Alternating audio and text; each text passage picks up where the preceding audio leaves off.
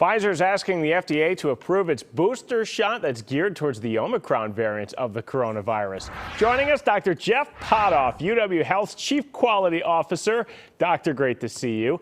We know the current vaccine, that'll keep you out of the hospital. What we've kind of learned, it doesn't prevent mild illness all that well since, this virus has mutated. So how well does the new formula do?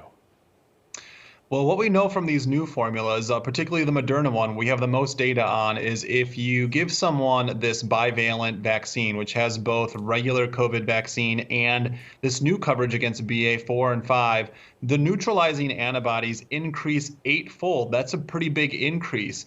They're still looking at studies to see what does this actually mean. Does that mean better protection against severe disease, or do we actually get better protection against any symptoms at all? That would kind of be the best case scenario. Who should get this vaccine if it's approved?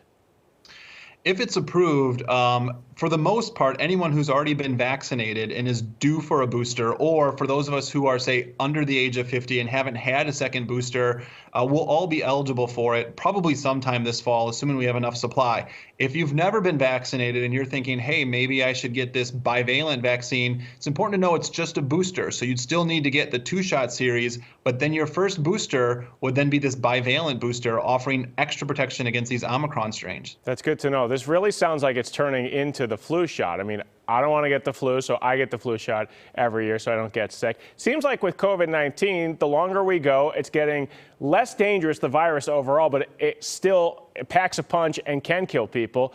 But it almost seems like will this be a once-a-year thing? Do we know that yet, or is that still unknown? Yeah, I don't think we know the answer to that, but it's really predicated on how quickly those new variants develop. If we can tamper down transmission kind of across the world so that we're not seeing new variants every 6 to 8 weeks, it's really easy to think that this could be a once-a-year shot. It covers the most common variant at that point, and it does become much like a flu shot. You're protected against like the most common variants. You get your shot and you kind of go about your life, which I think we'd all welcome. Right, exactly. Hey, I want to ask you about this new study. It shows that the COVID incubation period, it actually gets shorter with each variant. What does that mean? Yeah, so what it means is that the virus is better at making us sick, but there's a silver lining there. COVID, unlike a lot of other viruses, you can actually shed virus before you have symptoms.